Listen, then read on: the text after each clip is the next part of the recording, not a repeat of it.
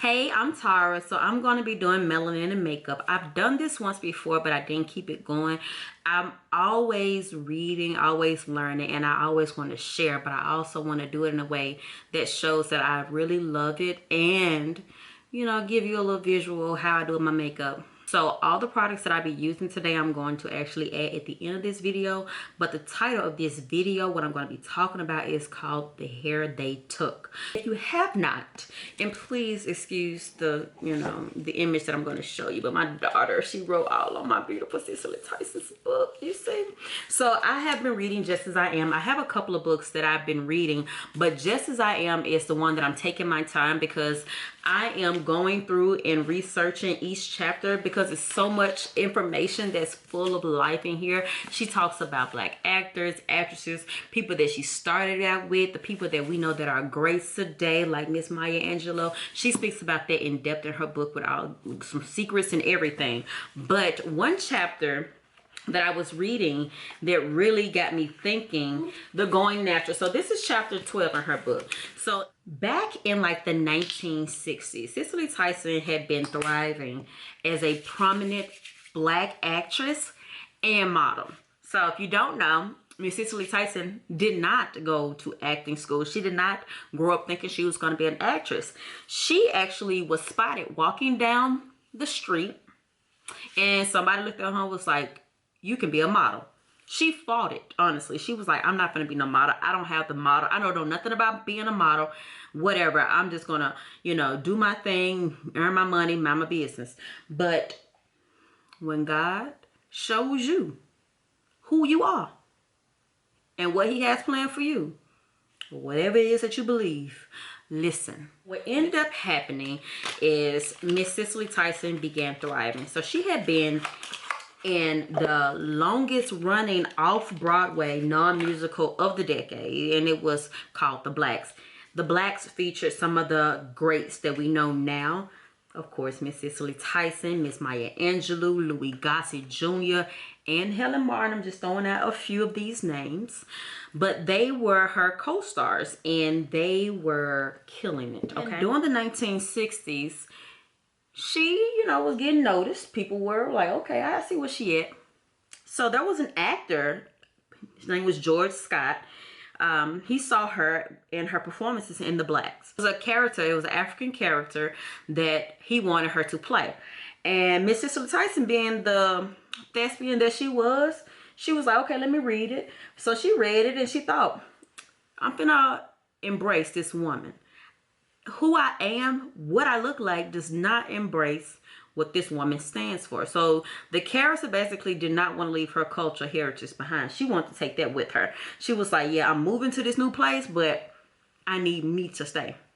The name of that actual drama that she was starring in on CBS was called Between Yesterday and Today. So when she wanted to embrace that, she basically went to the barbershop and was like, in order for me to become this woman, I need to actually be this woman. Let me cut my hair off because what I'm looking like now does not embrace the role that I'm trying to get. And so of course she goes in the barbershop and it's like a little foreign because women weren't getting their hair cut off like that. So the barber was like, what can I do for you? And she was like, I want my hair cut. He was like, cool. Cut off a couple of inches. She was like, nah, cut off a little bit more. Cut off a little bit more. She was like, bro, just cut it off. Again, this was new.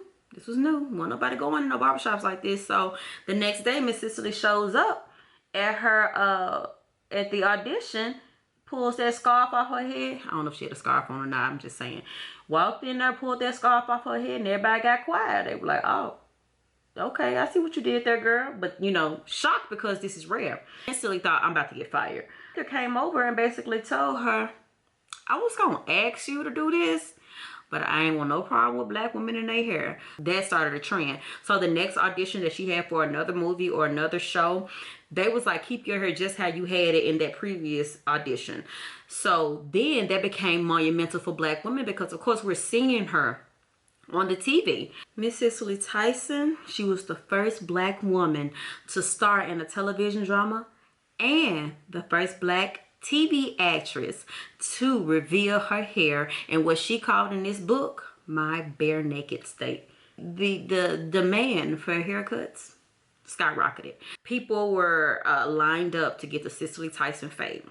And of course, she was being praised by her people, by others, because it's just like, to be so bold and so brave. Like, of course, we needed that image. We weren't receiving that image like that. To a point where she, you know, continued to wear her hair like that, and people began to use her to model the image that they wanted to be. She was actually awarded a trophy by a Black organization, and this is where things get kind of crazy.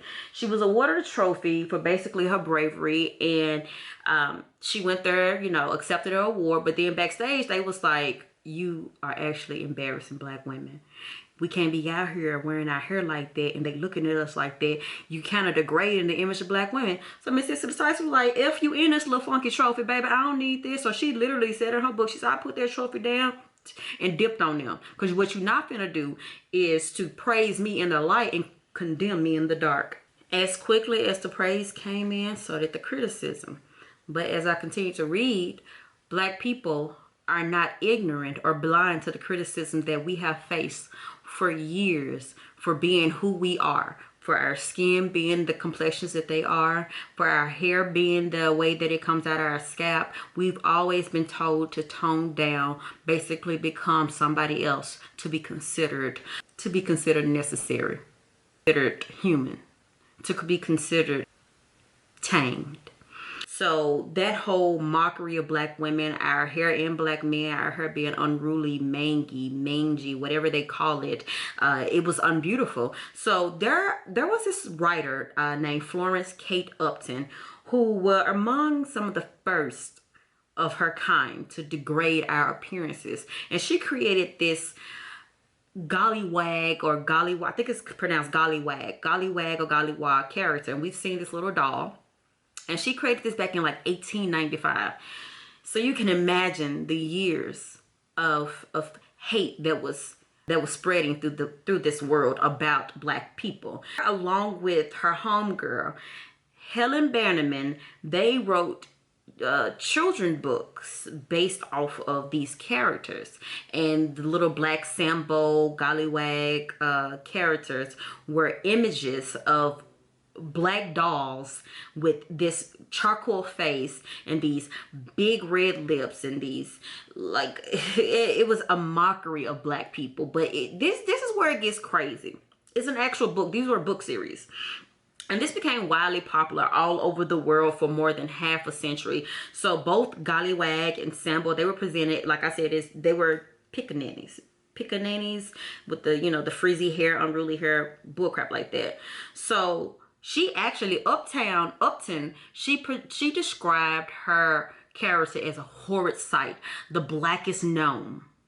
That's what she called it, a horrid sight, the blackest known. So soon after that, the Gollywog doll was carried on into a 1944 storybook by an English writer, Enid Mary Blyton. I think that's how you say her name, Enid Mary Blyton. She actually formed the trio, Golly, Waggy, and you know, Nigger. They can't say it, so I'm just gonna, you know. And she had a very successful career.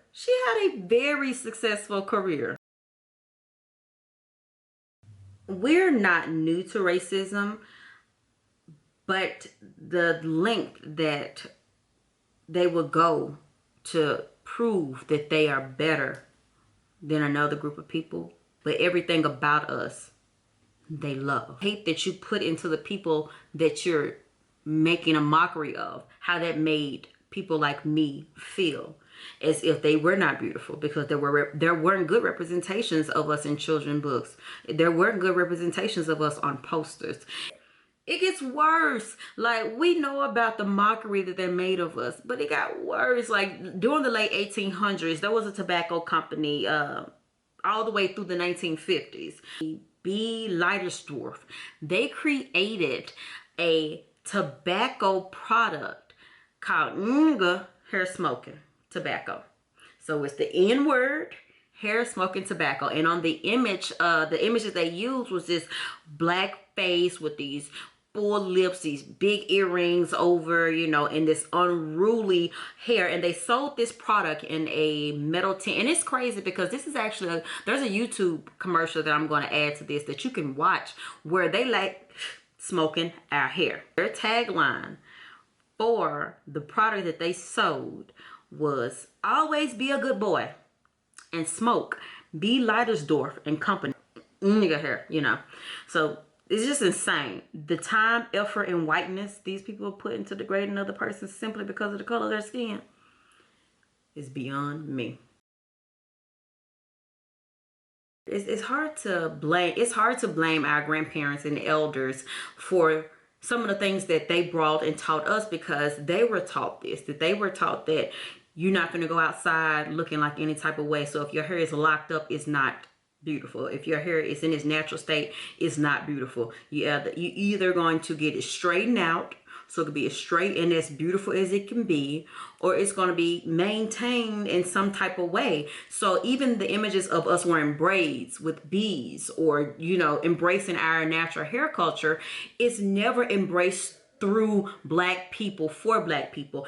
Our culture is embraced by other people that's being told that, oh, they're starting trends. I think Kim Kardashian was the one who was wearing cornrows, and then the world was like, oh my gosh, she created or she started the trend of wearing cornrows. What? It's so crazy to me, but it's the images that we saw, and that our natural selves, our natural beauty was becoming a trend, but we were still not being accepted. For years growing up, I used to feel that my hair wasn't beautiful. And my great grandmother, I remember my mom, I don't know if she knew how to do my hair in its natural state, but when she was going to hair school, there was no teaching us how to, you know, take care of our natural hair. Even when I went to hair school years later, the images of Black people were not the posters that I saw when I went into Paul Mitchell. A lot of things that's existing now wasn't existing 12 years ago, 10 years ago, 8 years ago, you know, that embracing of who we are regardless.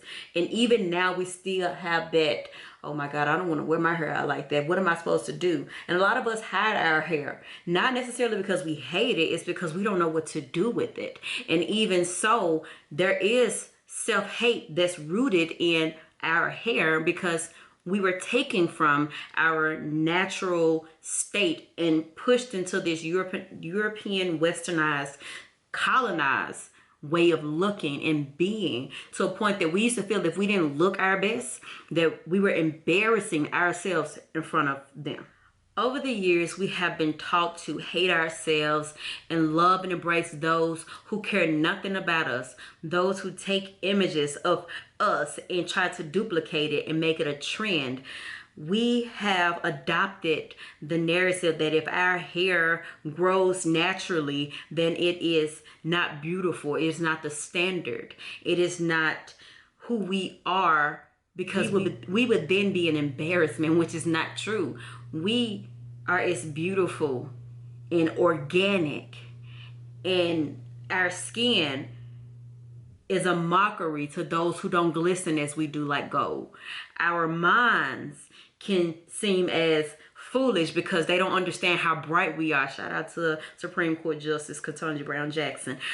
Everything we touch, we leave our melanated essence.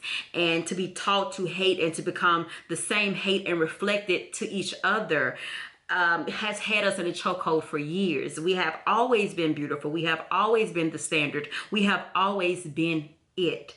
They spread those lies and they poured that image of Black hair as being unruly into the world. And it's sad to say, because they had to create a Crown Act for Black women and Black men to wear their hair as freely as they could.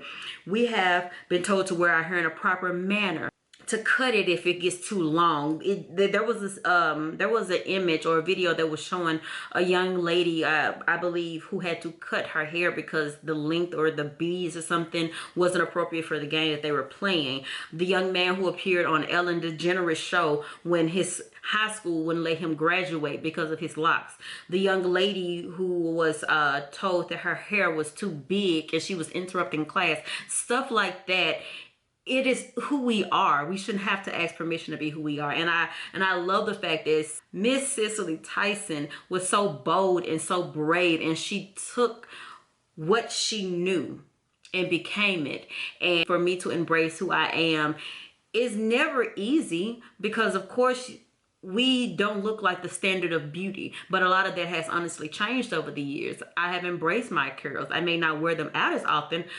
It takes time to maintain my curls, and I know as much love as I need them to be protected as well. I don't want you to walk up and touch my hair. I don't need you to tell me, oh, you look cute to be a black girl. I don't need to hear that. And the images that we were bought into as if black isn't beautiful is a complete lie. You cannot justify the years of hate and then turn around and try to take everything that you hated and become it. We are who we are. We are as beautiful as we can be. And the shades of every melanated person in this world, I will say to you, be as bold, be as true, be as organic and authentic as you can be, and never be afraid to wear the hair that grows from your crown.